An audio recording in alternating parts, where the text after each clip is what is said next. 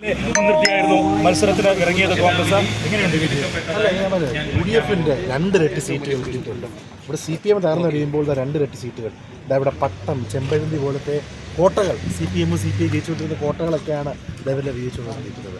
അപ്പോൾ ഒരു 20 സീറ്റിലേക്ക് നമ്മൾ എത്തുമെന്നുള്ള തീർച്ചയായിട്ടും ഈ ഒരു പണക്കൊഴുപ്പിന് ബഹളത്തിനൊക്കെ ഇടയ്ക്ക് ഇത്രത്തോളം നമ്മൾ കാര്യങ്ങൾ ചെയ്യാൻ കഴിഞ്ഞത് സന്തോഷമുള്ള കാര്യമാണ്. പലരും പറയുമ്പോൾ കൃത്യമായിട്ട് നമ്മുടെ മനസ്സിൽ കണക്കുണ്ടായിരുന്നു. എന്തായാലും ഇതൊരു നല്ല നമ്പറാണ്, വലിയൊരു ഊർജ്ജമാണ് നമുക്ക് നൽകിയിരിക്കുന്നത്.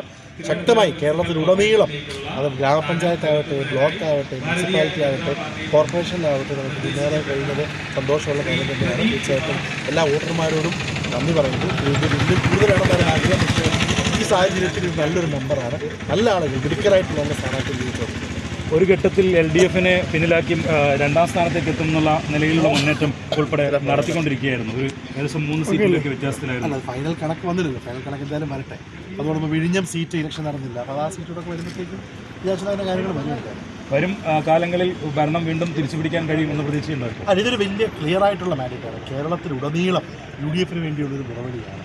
പല കോർപ്പറേഷനുകൾ, കോഴിക്കോട് കോർപ്പറേഷൻ, കൊല്ലം, തിരുവനന്തപുരത്ത് 2 ഇരട്ടി സീറ്റുകൾ നൽകുക, മുനിസിപ്പാലിറ്റികൾ, ജില്ലാ പഞ്ചായത്ത്, തിരുവനന്തപുരം ജില്ലാ പഞ്ചായത്തിൻ്റെയൊക്കെ വലിയ മാർജിനിൽ നമ്മൾ വിജയിച്ചു വരികയാണ്. അതൊക്കെ പറഞ്ഞു വരുന്നത് ജനങ്ങൾക്ക് UDF വേണം, ഇവിടെ BJP-യെ നേരിടാൻ UDF-ന് കഴിയുള്ളൂ എന്നൊരു ബോധ്യം ജനങ്ങൾക്ക് ഉണ്ടായിട്ടുണ്ട്.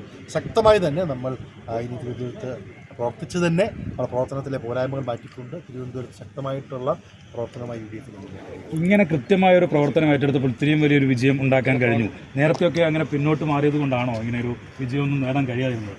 അല്ല, അതിലേക്ക് കിടക്കുന്നില്ല. എന്തായാലും ഇനിയും തൊട്ട് നമ്മൾ മുന്നോട്ടുള്ള ശക്തമായിട്ടുള്ള ഗ്രൗണ്ടിൽ പ്രവർത്തനമായിട്ട് UDF മുന്നോട്ട് മിടുക്കരായിട്ടുള്ള കൗൺസിലേഴ്സ് ഉണ്ട്. അവർ എല്ലാ കാര്യങ്ങളും ഇടപെട്ടുകൊണ്ട് നമ്മളെല്ലാവരും ഒരുമിച്ച് ഒരു ടീമായി മുന്നോട്ട് പോകും. 6 മാസം കഴിയുമ്പോൾ ഒരു മുഖ്യമന്ത്രി ഉണ്ടാവും. തീർച്ചയായിട്ടും UDF-ന്റെ കോൺഗ്രസിന് ഓക്കെ.